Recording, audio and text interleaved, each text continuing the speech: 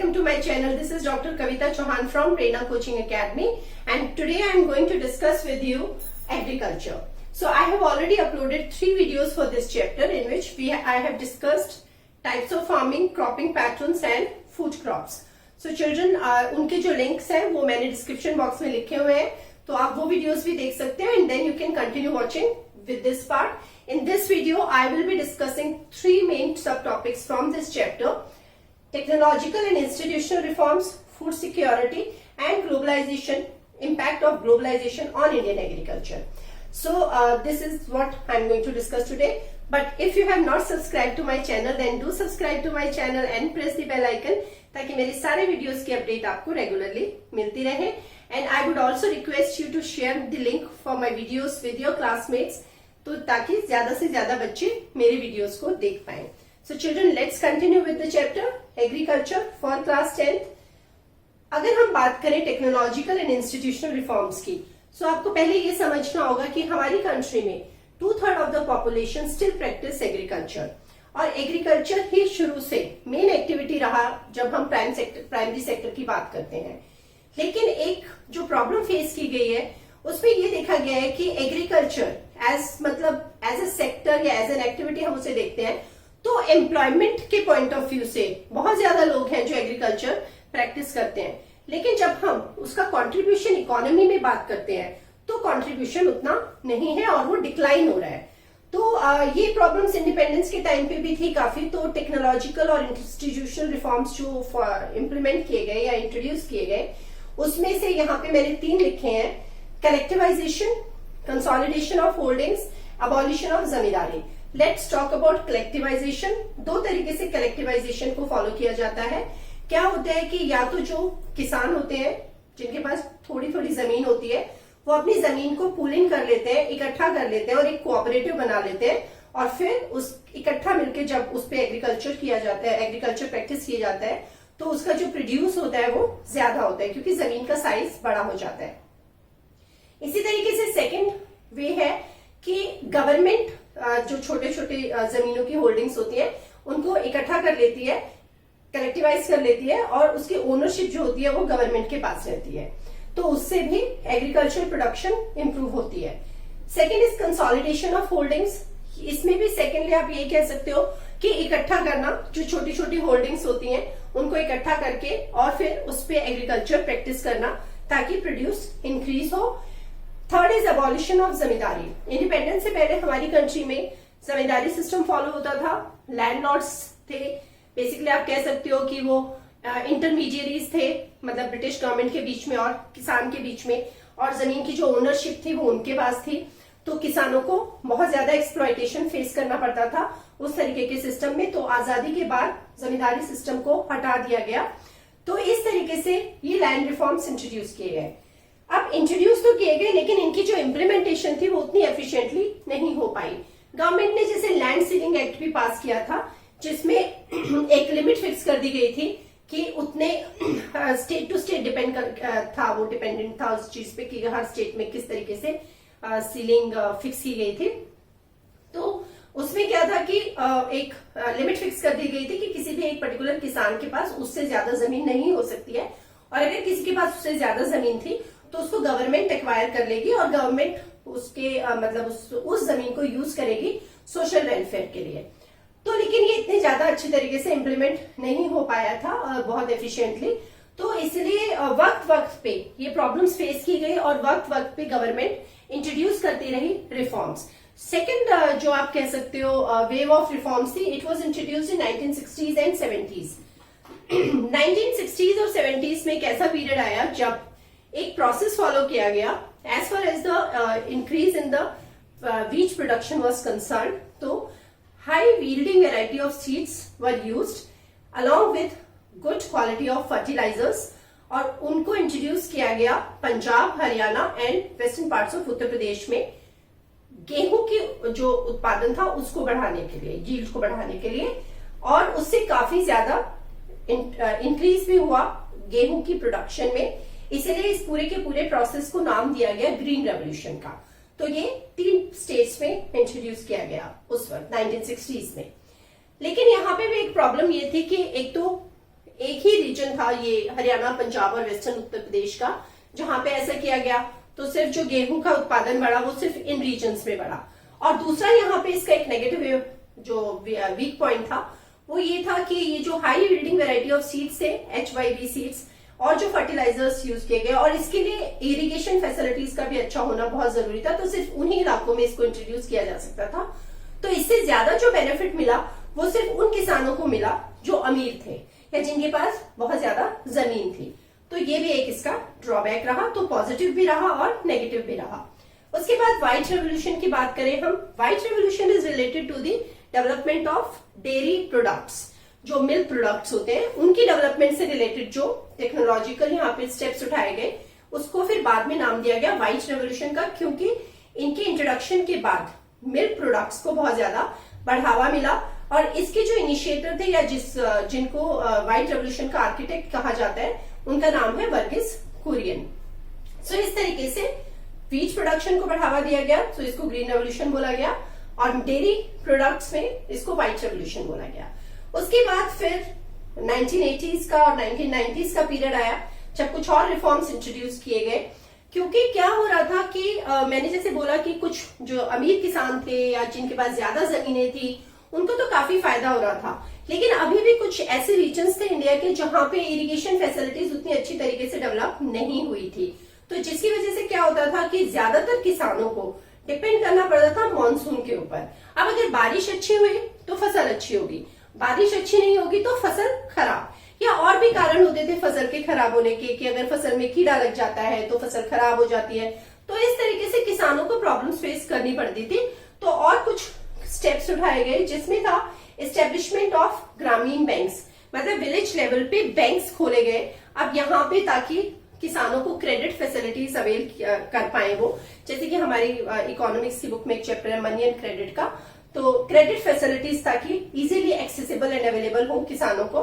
उसके बाद provision of crop insurance, मतलब उनको ये फैसिलिटी दी गई कि उनका इंश्योरेंस, क्रॉप का इंश्योरेंस किया जाता था, जिससे अगर क्रॉप फेल हो जाता था किसी भी कारण की वजह से, जो मैंने भी कारण डिस्कस किए, तो फिर उनको कुछ पैसा मतलब उस इंश्योरेंस के तहत मिलने के चांसेस होते थे किसानों को।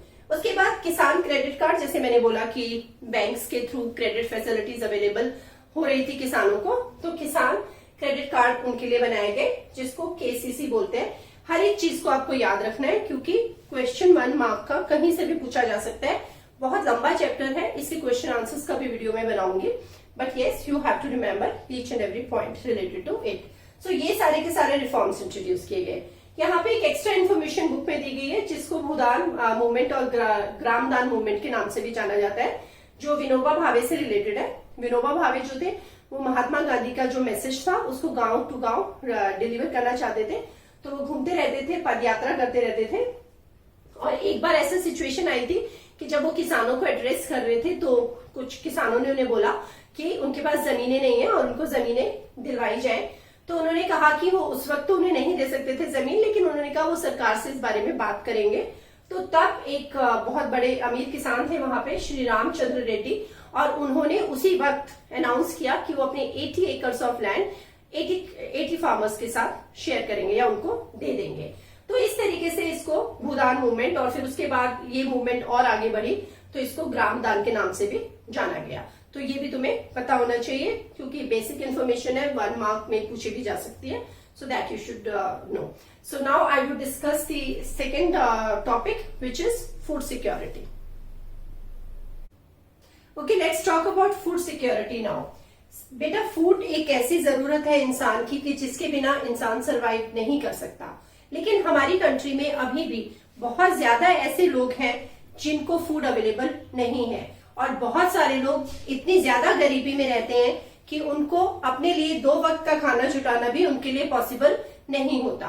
तो जब हम फूड सिक्योरिटी की बात करते हैं तो फूड सिक्योरिटी का मतलब होता है कि उस कंट्री के लोगों को फूड अवेलेबल हो और वो फूड जो उन्हें न्यूट्रिशन भी प्रोवाइड कर सके टू कीप और to stay a healthy life. So this is what is food security refer to. So when we talk about food security, so India की जो नेशनल फूड सिक्योरिटी सिस्टम है, क्योंकि ये government की responsibility होती है कि वो अपनी कंट्री की पॉपुलेशन को फूड अवेलेबल करवाएं, तो 2 कंपोनेंट्स हैं इसके यहाँ पे, एक है बफर स्टॉक और एक है public distribution system.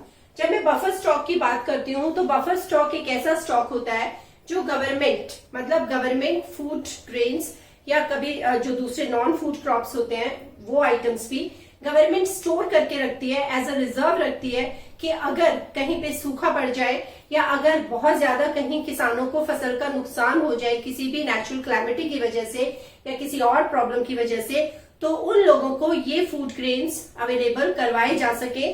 So this stock is called as buffer stock. Second is public distribution system, जिसको पीडीएस के नाम से भी जाना जाता है। ये एक ऐसा प्रोग्राम है जो फूड ग्रेन्स प्रोवाइड करता है और भी कुछ इसेंशियल कमोडिटीज जो लोगों को जरूरी होती हैं उनको प्रोवाइड करता है सब्सिडाइज्ड प्राइसेस पे। सो बेसिकली जो राशन शॉप्स होती हैं, these are part of the PDS और पब्लिक डिस्ट्रीब्यूशन सिस्टम, जिसमें एक प्रॉपर स्कीम के तहत लोगों को ये फूड आइटम्स अवेलेबल करवाए जाते हैं कम दामों पे। तो जब हम बात करते हैं तो इंडिया के दो कंपोनेंट्स हैं इंडिया के नेशनल फूड सिक्योरिटी सिस्टम के। What is the primary objective of India's food security policy? To ensure availability of food grains to common people. सब लोगों को फूड ग्रेन्स अवेलेबल हो और उनको इंश्योर किया जाए, ये गवर्नमेंट की पॉलिसी का मेन ऑब्जेक्टिव है। And second is to focus on growth of agriculture production and fixing the support price.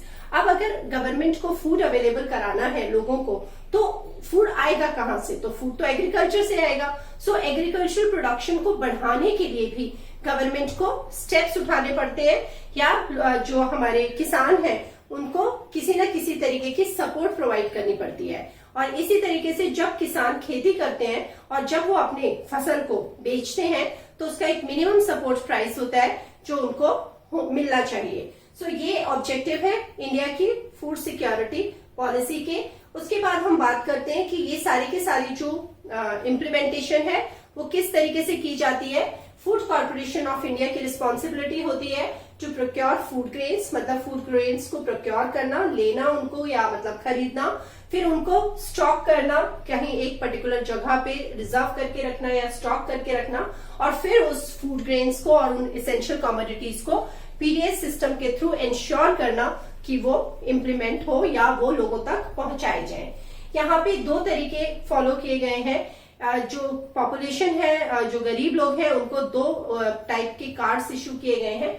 एक है बीपीएल जिसको बिलो पॉवर्टी लाइन बोलते हैं, एक है एपीएल जिसको अबव पॉवर्टी लाइन बोलते हैं। पॉवर्टी लाइन होती है मतलब गरीबी रेखा कि एक मिनिमम स्टैंडर्ड फिक्स किया जाता है कैलोरी रिक्वायरमेंट्स के हिसाब से या कैलोरी इनटेक की रिक्वायरमेंट के हिसाब से। जो लोग अगर उतना भी अपने लिए अफोर्ड नहीं कर पाते हैं तो उनको बोला जाता है वो पॉवर्टी लाइन के नीचे है, और जो थोड़ा सा ऊपर है उनको अबव पॉवर्टी लाइन।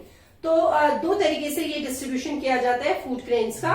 लेकिन यहाँ पे काफी प्रॉब्लम्स फेस की जाती है, क्योंकि क्या होता है कि कई बार जो लोग अबव पॉवर्टी लाइन होते हैं वैसे, लेकिन कभी अगर कोई नेचुरल क्लैमिटी हो जाती है और उनकी इकोनॉमिक कंडीशंस खराब हो जाती हैं, तो बहुत बार ऐसा होता है कि बहुत सारे गरीब लोग हैं जो स्लिप होके बीपीएल की कैटेगरी में आ जाते हैं, बिलो पॉवर्टी लाइन की कैटेगरी में आ जाते हैं। और ये जो शिफ्ट होता है, इन सब चीजों को एक साथ मैनेज करना एफिशिएंटली इतना ज्यादा अभी तक हमारी कंट्री में नहीं हो पा रहा है। तो बहुत ज्यादा प्रॉब्लम्स भी इसमें देखी गई हैं और काफी लोग कहते हैं कि उनको इन स्कीम से बेनिफिट ज्यादा नहीं हो पा रहा है।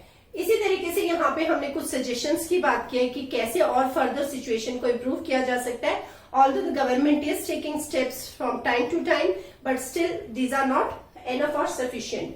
तो जैसे कि गवर्नमेंट मतलब एनकरेज किया जा सकता है कुछ सेक्टर्स में प्राइवेट इन्वेस्टमेंट को, मतलब प्राइवेट जो इन्वेस्टर्स हैं वो अपना पैसा इन्वेस्ट कर सकते हैं डिफरेंट फील्ड्स में जहां पे एग्रीकल्चर प्रैक्टिस किया जाता है डिफरेंट फॉर्म्स में एक्टिविटीज के थ्रू। सो जैसे कि use of latest technique can be encourage. उसके अलावा जैसे कि बहुत ज्यादा ध्यान दिया जाता है गेहूं और चावल की फसल पे, लेकिन और भी फूड क्रॉप्स हैं जिनकी एग्रीकल्चरल प्रोडक्शन को बढ़ाने के लिए स्टेप्स उठाए जा सकते हैं डिफरेंट रीजन्स में क्लाइमेटिक कंडीशन के हिसाब से।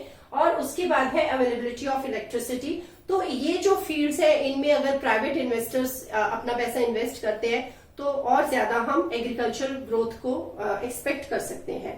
Okay, so now the last part from the chapter, that is globalization, which is like we will discuss about impact of globalization on Indian agriculture.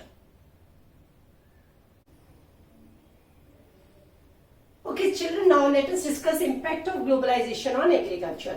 अगर हम ग्लोबलाइजेशन की बात करें, सो ग्लोबलाइजेशन कोई नया फिनोमिना नहीं है, और अगर हम पीछे मुड़ के देखें तो ब्रिटिशर्स से भी पहले जब जो यूरोपियन ट्रेडर्स हमारी कंट्री में आए थे, डच, पोर्तुगीज, इंग्लिश, फ्रेंच, तो ये जो ट्रेडर्स हमारी कंट्री में आए थे 19th century onwards you can से, सो यहाँ उस वक्त से ही हमारी कंट्री के जो स्पाइसेस हैं वो यहाँ से एक्सपोर्ट होने लगे थे दूसरी कंट्रीज में। और उसके बाद जो मेनली ब्रिटिश पीरियड की जब हम बात करते हैं तो जो कॉटन था जो यहाँ पे ग्रो किया जाता था, that was being exported as a major you can say raw material for the textile industries in Britain. So बहुत सारी जो प्रोसेस है ये वाला ये पहले से ही शुरू हो गया था। एंड इनफैक्ट एक इंसिडेंट यहाँ पे मेंशन किया गया है चंपारण मूवमेंट के बारे में। चंपारण एक जगह है जो बिहार में है, और क्या हुआ था कि वहां पे जो टेनेंट्स थे उनको प्रेशराइज किया गया था इंडिगो ग्रो करने के लिए, क्योंकि इंडिगो की बहुत डिमांड थी ब्रिटिश टेक्सटाइल इंडस्ट्रीज में। तो लेकिन इंडिगो की वजह से जो सॉइल की फर्टिलिटी थी उस पर भी बहुत असर पड़ता था, और किसानों को बहुत प्रॉब्लम फेस करनी पड़ी थी इस अरेंजमेंट की वजह से। तो वहां पे जो मूवमेंट हुई थी 1917 में, उसको चंपारण मूवमेंट के नाम से जाना जाता है, जिसको महात्मा गांधी ने सत्याग्रह भी किया था चंपारण में। तो ये मतलब जो प्रोसेस है ग्लोबलाइजेशन का, ये आप कह सकते हो कि तभी से शुरू हुआ। और जब हम बात करते हैं अपनी लेटेस्ट पैटर्न ऑफ ग्लोबलाइजेशन की, तो 1990s में जो एक फेज शुरू हुआ उसको मेनली हम प्राइवेटाइजेशन और ग्लोबलाइजेशन से लिंक कर सकते हैं। तो यहाँ पे जो हमारे एग्रीकल्चर प्रोडक्ट्स हैं, लेकिन उनको काफी प्रॉब्लम्स फेस करनी पड़ती है, बिकॉज अगर हम बात करें अपने फूड क्रॉप्स की, तो जो डेवलप्ड कंट्रीज हैं, अगर हम वर्ल्ड की बात करें तो it is being divided into developed countries and developing countries. तो जो हमारी सारी यूरोपियन कंट्रीज हैं या अमेरिकन, अगर हम यूएसए की बात करें तो वो हमारा सारा का सारा रीजन डेवलप्ड कंट्रीज के नाम से जाना जाता है। और एशिया, अफ्रीका, लैटिन अमेरिका की जो कंट्रीज हैं, they are being known as the countries being part of developing countries और डेवलपिंग वर्ल्ड। तो हमारी जो फूड क्रॉप्स है उनको काफी प्रॉब्लम फेस करनी पड़ती है। They are not being able to compete with the products और food crops available in the developed countries, क्योंकि वहां पे जो डेवलप्ड कंट्रीज हैं वहां पे जो फूड क्रॉप्स हैं वो बहुत हाईली सब्सिडाइज्ड होते हैं, जो कि हमारी कंट्री में उतनी सब्सिडी नहीं प्रोवाइड की जाती है। तो एक ये प्रॉब्लम हमारी जो प्रोडक्ट्स हैं उनको फेस करनी पड़ती है। उसके अलावा अगर हम इंडियन एग्रीकल्चर की आज की बात करें तो इंडियन एग्रीकल्चर को बोला जाता है that it is at the crossroads. मतलब हम एक ऐसी जगह पे आके खड़े हो गए हैं as far as the agriculture is concern, that although there have been various steps and measures taken by the government from time to time, लेकिन वो जो स्टेप्स है, जैसे अगर हम ग्रीन रेवोल्यूशन की भी बात करें तो उनके बहुत नेगेटिव इम्पैक्ट भी हुए। जैसे ग्रीन रेवोल्यूशन को बोला जाता है कि वो जो फेज था तो उसमें जब ये फर्टिलाइजर्स एक्सेसिव मात्रा में यूज किए गए थे, उससे लैंड डिग्रेडेशन हुआ, सॉइल की फर्टिलिटी, सॉइल की जो क्वालिटी है वो खराब हुई later on over a period of time जब उनको यूज किया गया। तो आज का जो रिक्वायरमेंट है वो क्या है, that proper thrust should be given to improve conditions of small and marginal farmers, क्योंकि जो भी पहले रिफॉर्म्स किए गए उनमें ज्यादा फायदा जो हुआ वो बड़े किसानों को हुआ और अमीर किसानों को हुआ, और जो मार्जिनल फार्मर्स हैं या स्मॉल फार्मर्स हैं हमारी कंट्री के, वो अभी भी बहुत प्रॉब्लम फेस करते हैं, और हर साल बहुत ज्यादा केसेस सुनने में आते हैं फार्मर्स के सुसाइड से रिलेटेड। तो इसीलिए स्मॉल एंड मार्जिनल फार्मर्स जो है उनकी जो कंडीशंस हैं उनको इम्प्रूव करने के लिए मेन फोकस इस वक्त होना चाहिए। Second is emphasis of gene revolution. एक नया जो टर्म बुक में दिया हुआ है which is like latest, it is related to gene technology. इसमें emphasis is on it can be called as gene revolution. So emphasis is on to invent new hybrid varieties of seeds and not only for food crops but also for other crops. तो उस तरीके से इसको improve किया जा सकता है। Third is that Indian farmers should diversify their cropping pattern. तो जो हमारा क्रॉपिंग पैटर्न है, जो हमारे first part of the chapter में डिस्कस किया गया है, जो हमारा rabi season, kharif season, zaid season की बात की गई है, तो थोड़ा सा क्रॉपिंग पैटर्न को डाइवर्सिफाई किया जाना चाहिए। उससे भी हमारी जो एग्रीकल्चर प्रोडक्शन है उसको बढ़ावा मिलेगा। यहाँ पे जैसे कुछ और पॉइंटर्स दिए हैं चैप्टर में कि जो दूसरे जो हमारे प्रोडक्ट्स हैं, एग्रीकल्चर प्रोडक्ट्स हैं, जैसे कि अगर फ्रूट्स की हम बात करें तो हॉर्टिकल्चर और जो हमारा मेडिसिनल हर्ब्स हैं उनकी अगर हम बात करें ग्रोथ की, तो उनको ज्यादा बढ़ावा देना चाहिए। और बायोडीजल क्रॉप्स के बारे में यहाँ पे मेंशन किया गया है, क्योंकि उनको लेस इरिगेशन की जरूरत होती है। तो जो इस तरीके के क्रॉप्स हैं उनको भी उतनी ही ज्यादा इंपॉर्टेंस मिलनी चाहिए उनके एग्रीकल्चरल प्रोडक्शन को बढ़ाने से रिलेटेड। तो शायद धीरे धीरे धीरे धीरे कुछ सिचुएशन हमारी जो है ठीक हो जाएगी और शायद इंडियन एग्रीकल्चर की जब हम बात करेंगे तो अच्छे से बोल पाएंगे कि हमारे देश में भी एक हमारा जो देश कृषि विधान देश है तो उसमें कृषि ने काफी तरक्की की है। So I hope you enjoyed the class. इस चैप्टर से रिलेटेड मैं 1 मार्क क्वेश्चन आंसर्स भी बनाऊंगी जिसका वीडियो मैं बाद में अपलोड करूंगी। So stay tuned for that and thank you so much for watching.